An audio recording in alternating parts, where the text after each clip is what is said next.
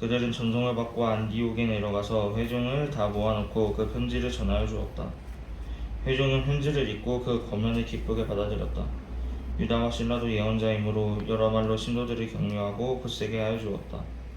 그들은 거기서 얼마 동안 지낸 뒤에 신도들에게서 평안히 가라는 전송을 받고서 자기들을 보낸 사람들에게로 돌아갔다. 그러나 바울과 바나바는 안디옥에 머물러 있으면서 다른 여러 사람과 함께 주님의 말씀을 가르치고 전하였다.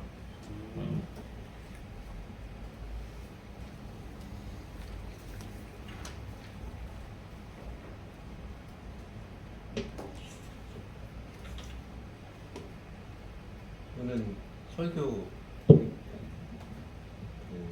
후반부가 제가 준비가 좀 덜 됐습니다. 새벽에 아웃라인은 좀 미리 잡아놓고 새벽에 정리를 하다가 5시 좀 못 되어서 병원에서 호출이 와서 아버지 임종 지켜보고 장례 치르는 준비 다 하고 돌아와서 교회 9시쯤에 돌아와서 8시 정도 돌아와서 아웃라인 된 것만 쉽게 말씀드릴게요. 네, 여러분 이해해 주시기 바랍니다. 오늘 본문은 안디옥 교회가 교회 안에서 촉발된 논쟁, 과연 구원을 받는데 모세의 법대로 이방인도 할례를 받는 게 필요하냐, 이 문제에 대한 논쟁을 안디옥 교회가 예루살렘 교회의 도움을 받아서 아주 깔끔하게 해결하는 과정을 이제 기록해 주었습니다. 사건의 발단은 1절에서 보시는 것처럼 유대에서 내려온 어떤 사람들, 예수님이 그리스도이심을 믿고 고백하지만 예수를 믿었으니까 이제 믿는 사람들은 모세의 법대로 할례를 받아야 한다. 그래야 온전한 구원이다. 이렇게 주장하는 어떤 사람들이죠. 유대인 그리스도인들 때문이었습니다. 되게 마음이 착하고 순한 사람들은 다른 사람들의 말을 쉽게 잘 받아들이는 성향이 있잖아요. 안디옥교회 사람들, 유대에서 내려온 사람들이니까 본가 출신 사람들 같고 원족적인 사람들처럼 느껴지고 또 정통성 있는 사람 여겨지니까 그 사람들 말이 잘 먹혀 들어가고 따르는 사람들이 있었던 것 같습니다. 결국은 안디옥교회 지도자인 바울과 바나바와 유대에서 내려온 몇몇 사람들 간에 아마도 소리를 높이고 눈총이 오고 가는 적지 않은 충돌과 논쟁이 벌어졌습니다. 그냥 논쟁만이 아니라 충돌이라고까지 한 거 보면 꽤 격한 논쟁을 벌였던 것 같아요. 굉장히 평화롭기만 했던 안디옥 교회에 자칫하면 교회가 쪼개질 수도 있는 큰 위기가 찾아왔습니다. 결국 안디옥 교회가 선택한 해결 방법은 이 문제를 첫 교회죠. 예수님 승천한 첫 교회, 거의 모든 교회 모교회라 할 수 있는 예루살em 교회에 의뢰하기로 한 것입니다. 그래서 바울과 바나바 그리고 신도들 몇 사람을 예루살렘 교회에 보내어서 예루살렘 교회에 있는 사도들과 장로들은 이제 교회 지도자들이죠. 지도자들에게 자문을 구하기로 했습니다. 그래서 3절에 보면 바울과 바나바의 일행이 안디옥에서 예루살렘 이르기까지 그 지도를 보면 그 수리아 안디옥에 지내는 시리아 땅 가서 베니게, 거기가 페니키아죠. 그 다음에 밑으로 이제 사마리아 다 거쳐야 되는데 지금처럼 뭐 KT 타고 휙 가는 것도 아니고 다 걸어서 가야 되니까 가면서 며칠씩 하룻밤씩 자고 그렇게 갔겠지요. 그 거쳐가면서 만나는 사람들에게 자연스럽게 자신들이 바울과 바나바가 1차 전대여행 다녀온 그 간증들, 이방인들도 주 예수를 회개하고 주 예수를 믿게 되자 성령을 받았다는 간증을 하자 그 지역의 신도들도 매우 기뻐하였습니다. 하나님께서 하신 일을 보고요.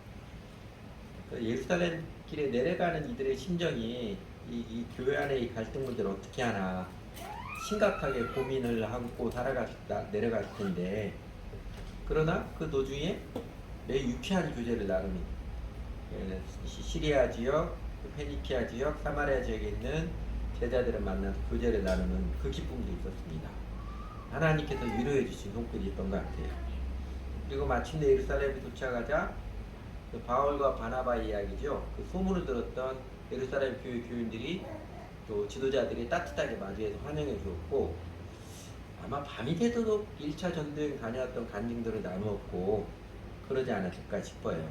그리고 이제 예루살렘 방문한 목적, 최근에 안디옥에 찾아온 몇몇 유대인 그리스도들 때문에 촉발된 문제도 이야기 나누었습니다.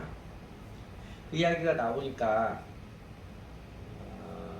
예루살렘 교인들 중에 전에 바리새파 사람들이었다가 회심하여서 예수님의 제자가 된 신도들 몇 사람이 아주 기다렸다는 듯이 일어나서 말하기 시작했지요. 그렇지 않아도 우리들 마음에 좀 찝찝하게 남아 있었는데 예수님을 주님으로 이방인도 예수님을 주님 믿고 다른 거 다 좋습니다. 그런데 율법은 모세 때부터 3000년 넘도록 내려온 하나님 나라 하나님의 백성들의 전통인데 당연히 이방인들이 예수를 믿어서 하나님의 백성이 되었으면 그들도 할례를 받고 모세 율법을 따라야 하는 건 아닙니까? 3000년 동안 내려온 전통인데 우리가 이것을 소홀히 하는 것은 잘못입니다. 확신 있게 이야기를 했지요. 그러자 이 사안이 이번에는 예루살렘 교회에서도 이제 논란이 되어서 예루살렘 교회 사도들과 장로들, 교회 지도자들이 모여서 회의를 했습니다. 회의한 내용이 이제 7절부터인데 실제로 주목하게 많은 논쟁을 한 뒤에 그러죠. 그러니까 충분히 토론을 하고 이야기를 충분히 듣고 교회 영적 지도자들의 의견들을 나누게 했습니다. 그리고 나눌만한 이야기들이 충분히 다 나누어져서 더 이상 새로운 이야기가 없을 때쯤에서 사도 베드로가 일어나서 말을 했지요. 이게 이제 7절에서 이제 12절까지지요. 요진 이런 거죠. 우리를 지금까지 인도하시고 기가 막힌 일에 같이 하나님께서 예수를 주님으로 믿은 이방인들에게 우리에게처럼 성령을 보내주셨는데 그렇게 은혜로 구원해 주셨는데 왜 그들에게 율법을 지켜야 한다는 멍에를 지으려고 합니까? 할례 율법 몇천 년 역사의 전통이라고 자랑스럽게 이야기하지만 사실 우리 조상들도 우리들도 대다수가 그 율법 지키기 매우 어렵지 않았습니까? 못 지키는 사람들 아니었습니까? 구원은 오직 예수를 주님으로 믿는 은혜로 오십니다. 이게 우리가 믿고 성령을 받은 거 아닙니까? 그렇게 말하자 교회 회의가 조용해졌지요. 잠잠해졌습니다. 그리고 나서 12절 아래 보면 그리고 그들은 바나바와 바울이 하나님께서 자기들을 통하여 이방 사람들 가운데 행하신 온갖 표징과 놀라운 일 보고하는 것을 들었다. 공식적으로 바울과 바나바가 1차 전도여행을 다녀왔던 간증 및 사역 보고를 그 교회 회의에서 듣고 났습니다. 듣고 나니까 이번에는 야고보죠. 예수님의 동생 야고보입니다. 아마 예루살렘 사료들이 하면 예루살렘 교회에 처음에는 베드로였지만 공식적인 지도자로 다 후반부에 지도자로 했던 사람은 야고보로 예수님 동생 야고보로 그렇게 기록하는 사료들이 많이 있습니다. 야고보가 이제 이거는 일어나서 이 논쟁에 마침표를 찍는 발언을 했지요. 그게 이제 13절에서 21절이지요. 요진 이런 것이죠. 그 구약 예언의 역사에서도 이방인들에게 하나님께서 구원의 은혜를 내려주신다고 했고 우리는 지금 그 하나님의 구원의 은혜의 역사를 목도하고 체험하고 있고 그러니까 오직 은혜로 구원받는다는 것은 하나님 뜻이 확실합니다. 그러니 이방인들을 더 이상 괴롭게 하지 말아야 맞습니다. 단지 어디 가나 유대인들에게는 모세 율법을 전하는 사람들이 있고 지금도 안식일마다 회당에서 유대인들이 모여서 모세 율법을 낭독하고 있고 이런 사람들이 있으니까 괜히 문제가 되지 않도록 유대인들도 이방인들도 양심적으로 매우 꺼려하는 것들 우상에게 바친 음식, 금행, 목매어 죽인 것과 피를 멀리하라고 이게 철칙, 의무사항은 아니고 권고사항으로 이야기하는 게 좋겠습니다. 이렇게 말하고 이렇게 함으로써 예루살렘 교회에서 구원은 예수님을 주님으로 믿는 은혜로 된다. 할례 율법 지키는 것 더 이상 필요치 않다. 그렇게 결론을 내렸습니다. 그래서 예루살렘 교회가 인도자들의 그 오랜 회의를 통해서 만장일치로 결의한 과정과 내용을 편지에 쓰고 아마 예루살렘 교회 지도자들은 옛날 방식 연설을 다 했겠지요. 연설하고 이 편지와 함께 예루살렘 교회 대표 바사바라고 하는 유다하고 실라를 뽑아서 바울과 바나바와 함께 안디옥 교회로 보내기로 결정을 했습니다. 안디옥 교회에서도 더 이상 이 할례 율법 때문에 문제가 되지 않도록 확실하게 2중 3중으로 확인 조치를 한 것이죠. 편지도 써보내고 대표를 보내서 이야기도 하게 하고 확인했습니다. 그래서 이들이 안디옥에 내려가서 안디옥에 내려갈 때 이제 바울과 바나바는 나서지 않고 이런 때는 그 논쟁의 당사자인 바울과 바나바가 나서지 않는 게 훨씬 더 지혜롭지요. 그 유다와 실라가 그 편지를 안디옥 교회 회중에게 읽어주고 그 유다와 실라도 예언자라고 이제 설교가입니다. 그러니까 교사들이라 말씀을 가진 교사들이라 한동안은 안디옥 교회에서 바울과 바나바 대신에 이들이 설교도 하고 하니까 할례 율법을 주장했던 다른 사람들이 어디로 갔는지는 모르겠지만 안디옥 교회는 다시 평온해졌고 또 그 은혜의 복음을 나누며 그렇게 가르침과 배움의 영성이 자라가는 기쁨이 안디옥 교회 다시 회복되고 계속되었습니다. 34절에 보면 없음이라고 되는데 그 각주 성경에 보시면 유다만 예루살렘 교회로 돌아가고 신라는 안디옥 교회에서 조금 더 남아있습니다. 아마 안디옥 교회 사람들이 주님을 순수하게 살아가는 마음들이 너무 좋았던 것 같습니다. 그래서 그들과 함께 있고 남아있다가 나중에 2차 전도여행 할 때 신라가 바울과 함께 가게 되지요. 이렇게 안디옥 교회에 촉발되었던 구원 논쟁, 율법도 지켜야 하느냐 마느냐 신앙 논쟁을 이렇게 잘 마무리했습니다. 그리고 이 사건은 교회사적으로 매우 중요한 사건입니다. 은혜의 복음이 진리임을 역사 대대로 확정해 준 사건입니다. 하나님께서 교회 역사를 통해서 일하시는데 이 교회 공동체의 건강한 회의와 결정을 통해서 확정해 주신 것입니다. 이렇게 안디옥계 예루살렘 교회를 통해서 확정한 복음의 진리, 사람은 오직 하나님의 은혜, 예수 그리스도를 믿음으로 구원받는다. 율법을 지켜서 구원받는 거 아니다. 이 진리는 그 후로 이제 교회 역사가 대대로 흘러가면서 거듭거듭 확인이 되었지요. 복음은 은혜의 복음이다. 율법으로 구원받는 게 아니고 예수 그리스도를 주님으로 믿는 그 은혜를 받아들임으로써 구원을 받는 것이다. 이 복음의 진리를 맨 처음으로 못을 박은 사건이 오늘 본문의 사건입니다. 하나님께서 교회, 건강한 교회, 정직한 교회의 결정을 통해서 신학사상을 확정해 주신 것입니다. 여러분 일반 사회에서도 특히 현대 교회에서도 교회에서도 있잖아요. 회의는 회의를 얘기한다고 그러죠. 회의하면 그냥 다 회의에 빠지는 그게 한다고 하는데 오늘 안디옥 교회와 예루살렘 교회가 회의를 통해서 갈등을 해소하는 과정 아름답지요? 그래서 복음의 진리를 확정하는 과정은 매우 아름답습니다. 더욱이 유대인들이 갖고 있던 그 민족적 자존심, 우리는 하나님의 선택받은 백성이라는 민족적 우월의식에 근거한 그 관성을 극복하고 자신들의 그 집착이죠. 선민사상의 집착을 뛰어넘어서 어쩌면 이들에게는 새로운 가르침인 진리를 받아들이는 과정, 성경 예언의 근거와 하나님 인도하신 자신들의 그 하나님 인도하심의 경험에 충실하여서 은혜의 복음이 진리다, 또 참됨을 결정하는 과정이 매우 아름답고 후대 교회들에게도 분명히 보이 되는 모습입니다. 그래서 우리들의 교회의 회의와 결정들을 통해서 하나님께서 아름다운 일을 이루어 가시도록, 그렇지요? 이렇게 안디옥 교회, 예루살렘 교회가 갈등을 잘 다루고 아름다운 결론에 도달하기까지 이들이 보였던 신앙의 태도, 우리가 본받아야 될 신앙인의 태도, 세 가지는 기억을 하고 싶습니다. 첫째는요, 교인들은 신앙이죠. 자기를 부인하는 신앙의 본질적 태도가 바탕이 되어야 합니다. 여러분 우리 교회 식구들은 다 기억하겠지만 예수를 믿는 신앙의 본질은 자기를 부인하고 주 예수를 따르는 것이지요. 다르게 표현하면 자기를 부인한다는 것은 자아집착을 내려놓는다는 것입니다. 교회에서도 교회 교인들이 회의하면서 싸우고 갈라지는 이유, 목사들이 회의할 때 성경책 집어던지면서 싸우기도 합니다. 국회의원들만 그런 게 아니고요. 목사들도 그러게 하고 교회에서 또 교회 목사와 또 장로 또 집사들하고 싸울 때 보면 주먹다짐을 하고 이런 슬픈 예들도 있습니다. 근데 교회에서 회의하면서 싸우고 갈라지는 이유, 사실 제일 바탕은요, 교회 멤버들이 아직 자기 생각, 자기 주장에 대한 집착이 강하기 때문입니다. 내 생각, 내 판단, 내 방법 아니면 절대로 아니다. 목사들은 종종 내 말이 하나님의 법이다 이렇게 주장하고 하는 쓸데없는 이야기를 해요. 정말 답답할 때 많습니다. 예수 믿는 사람의 특징이 강팍한 마음이 제하고 부드러운 마음이 된다는 거잖아요.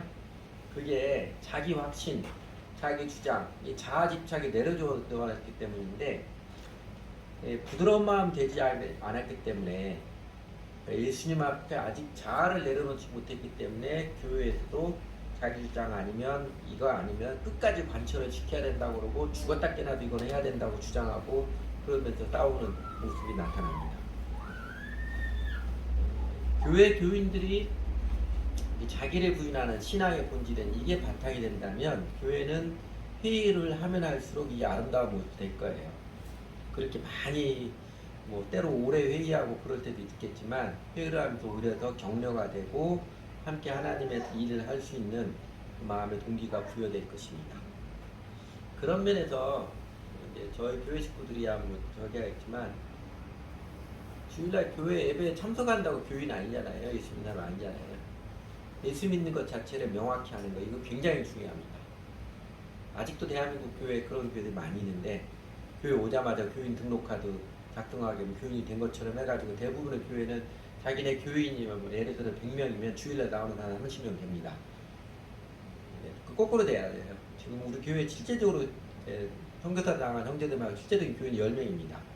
10명이고 아직 교인이 아닌 사람들이 있지요. 그러나 정기적으로 교회한테 예수님 배우고 알아가면서 이런 과정 거치면서 저는 예수님 나의 주님으로 모시고 평생 예수님 나의 주님으로 주님을 따르며 살겠습니다. 요 인격적 결정이 있는 사람이 정교인입니다.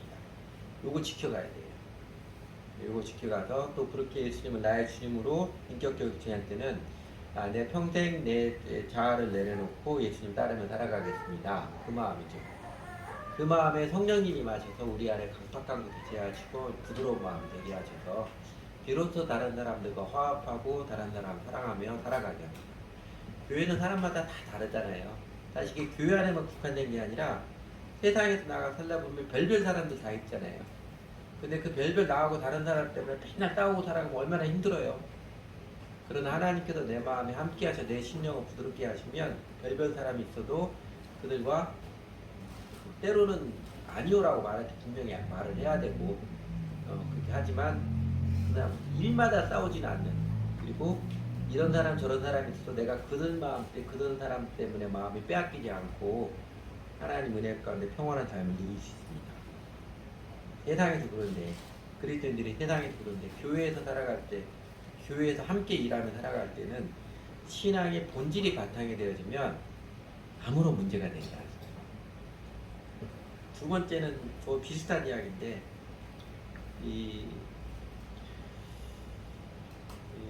그리스도인들이 살아가면서 중요한 것 함께 협력하면서 아름다운 교회의 그 공동체적인 결정을 이루어야 할 때 말씀과 양심의 정직한 그 정신을 지켜가야 돼요. 안디옥 교회 사람들도 예루살렘 교회 사람들도 하나님의 말씀과 양식에 정직한 사람들이었기 때문에 이 갈등이 된 문제를 원만하게 해결을 한 것이지요.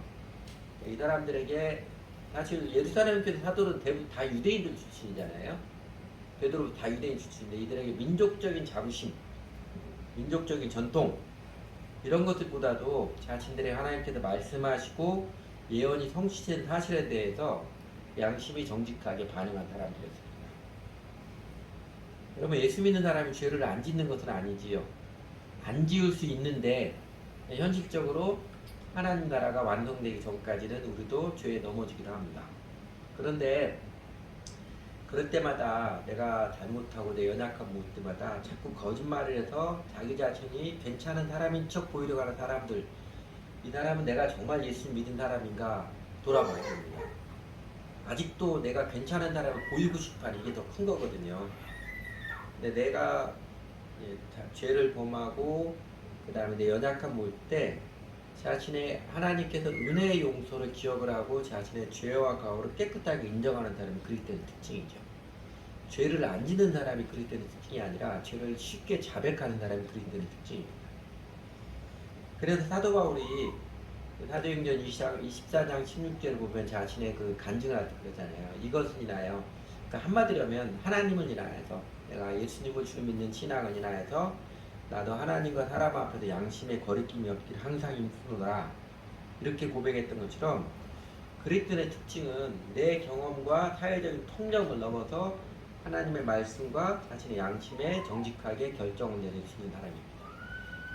교회 제 개인적으로 목회하면서 종종 나이 드시면 그래도 그래. 하나님 말씀이 이렇게 가르치지 않냐고. 예배가 이런 거 아니겠냐고. 그래도 그러면 사람이 좀 서운하잖아요. 인간적인 마음 자꾸 앞서려고 그러는데 인간적으로 매몰차게 대하는 게 아니라 인간적으로 사랑으로 되겠지만 중요하게 더 지켜야 될 것은 하나님 말씀에 정직한 것입니다.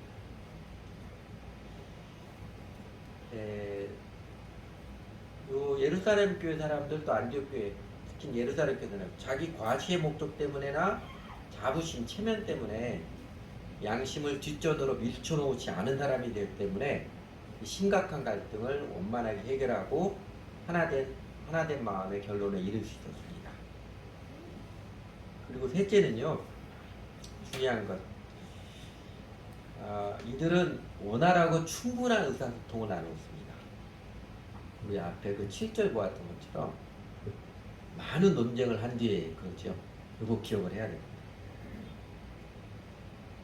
예루살렘 교회는 다른 의견들을 충분히 개진할 시간과 공간과 마음을 할애를 했습니다. 세상 사람들이 회의의 목적은, 위원회의 목적은 의장 한 사람의 견해를 지지해주기 위함이다. 이렇게 비꼬아서 말하잖아요. 실제로 하다 보면 사장 결정을 다 따를 수밖에 없는, 거기다 박수 쳐주고 지지하는 그런 게 대부분입니다. 그래서 비꼬았게 말하는데, 근데 다른 이야기를 꺼내지 못할 분위기가 되는 회사든 나라에든 또 학교든 심지어 교회든 다른 이야기를 꺼내지 못할 분위기를 조성하는 것은 이건 전제주의 사회, 독재자들이 판을 치는 이제 그런 사회의 병폐입니다.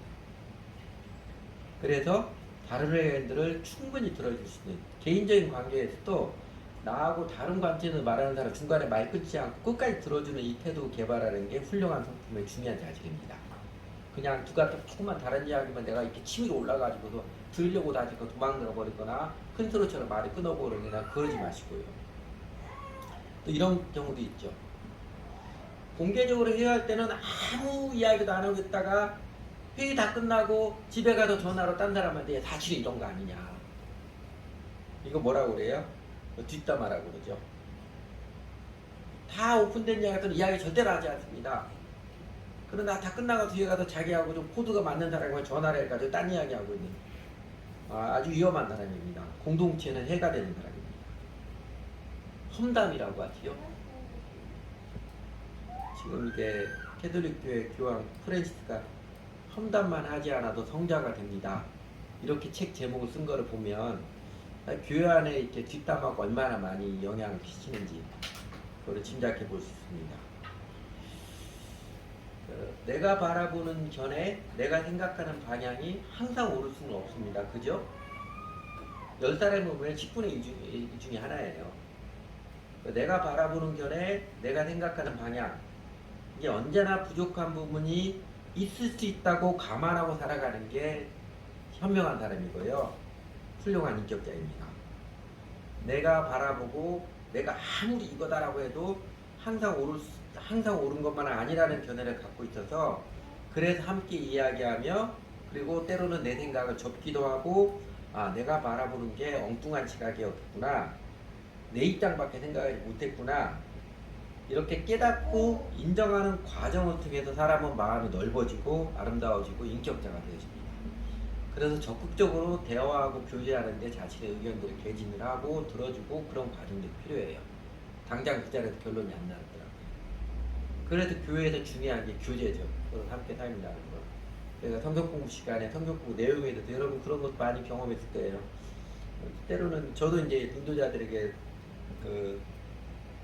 인도자 지침한테 가르칠 때 때로는 김현철 목사님 견해는 이런데 제 생각은 이건 아닌 것 같습니다. 밝혀지고 있습니다. 뭐가 옳다고 절대적으로 다 밝힐 수 있는 건 아니에요. 단정할 수 있는 건 아닙니다. 여러분도 같이 하면서 이건 이런 거 아니냐 그런 이야기 충분히 나누어주고 다른 사람은 이렇게도 생각하는구나 이걸 받아들이고 하는 그런 과정이요. 자연스럽게 내가 다른 사람들을 사랑하는 마음 넓혀줍니다. 나하고 다른 사람들을 이해를 해주고 용납할 수 있게 되는 일부러 나하고 똑같이 두드려 맞추려고 하지 않고 그 나하고 다르다고 그냥 확 분절하고 단절하고 이러지 않고요. 그 더불어 살아가는 것을 배우게 합니다. 그래서 여러분 이렇게 의견이 다르다고 대화하다가 감정 상했다고 인연을 끊거나 교회를 떠나거나 또는 다른 사람이 나하고 견해가 다른 승질 부려가지고 대화의 창을 닫지 마시고요. 다른 사람 입장도 한번 충분히 들어주고 내 이야기도 차분히 이야기하고 이런 과정 연습이 많이 필요합니다. 안디옥 교회와 예루살렘 교회 회의를 통해서 하나님의 뜻을 확인하고 결정해가는 이 과정을 통해서 우리도 믿음이 자라가면서 독단적인 사람이 되어가는 위선자의 길로 전락하지 않고 마음이 넓은 사람, 다른 사람과 함께 소통하며 함께 일하며 살아가는 성숙한 인격의 사람, 그리고 그 가운데서 하나님께서 기쁨과 감격으로 위로해 주시고 격려해 주시는 은총을 누리며 살아갔으면 좋겠습니다. 여러분 많은 논쟁을 하면서 예루살렘 교회도 회의를 했고 안디옥 교회는 뭐 격한 그 갈등과 뭐라고 그랬어요? 처음에 뭐라고 그랬냐? 생각이 안 나네. 충돌도 있고 했지만 결론적으로는 그 잘 마무리했을 때 안디옥 교회 사람들도 예루살렘 교회도 굉장히 기뻤겠죠. 하나님 위로해 주시고 내려주시는 기쁨을 했던 것처럼 저희도 우리가 믿음을 배워가면서 사실 믿음의 사람이 된다는 것은요, 이게 독단적인 사람으로부터 벗어가는, 다른 사람은 사랑하며 살아가는 마음이 넓혀가는 거잖아요. 그 믿음이 센 사람, 성령 충만한 사람들은 말이 안 통하는 사람, 무시무시한 사람, 이런 사람이 아니라요, 우리 편안한 사람, 이런 사람이 성령 충만한 사람입니다. 그렇게 독단적이든 위선자에게 세지 않고 마음이 넓은 사람, 다른 사람과 함께 소통하며 일하며 살아갈 수 있는 성숙한 인격의 사람, 그런 모습 되어서 하나님께서 우리 가운데서도 기쁨과 감격으로 위로해 주시고 격려해 주시는 그 은총을 많이 누려갔으면 좋겠습니다. 그리고 무엇보다도 저희 교회도 우리가 함께 아름다운 결정들을 해가면서 하나님께서 우리 교회의 아름다운 하나됨을 지켜가는 모습 통해서 우리 교회의 아름답게 하나됨의 모습을 통해서 하나님께서 하나님 일을 이루실 것을 기대합니다. 안디옥 교회, 예루살렘 교회를 통해서 교회 역사 대대로 그들은 기억하지 못했죠. 그때 그렇게 결론을 내린 게 2000년이 지나도록 교회 역사에서 복음에 대한 제일 중요한 진리, 은혜의 복음이 진리입니다. 이걸 확정하는 일이었다는 것을 그들은 몰랐었겠죠. 우리도 뭐 그렇게 큰 건 아니더라도 하나씩 하나님 말씀에 정직하게 적용해가는 마음가짐을 적용하는 통해서 하나님 우리들을 통해서 일을 하실 것을 기대를 합니다. 같이 기도하죠.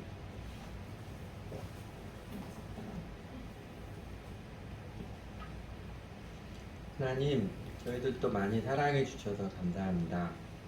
저희들 한 사람 한 사람을 예수님을 주님으로 믿었어도 저희 자신에 대한 생각이나 또 교회를 바라보고 세상을 바라보는 것이나 심지어 하나님을 알아가는 때도 종종 생각이 다르고 관점이 다를 때가 많이 있는데 오히려 그렇게 서로 다양하게 지어진 하나님 그 모습을 인하여 감사를 드립니다.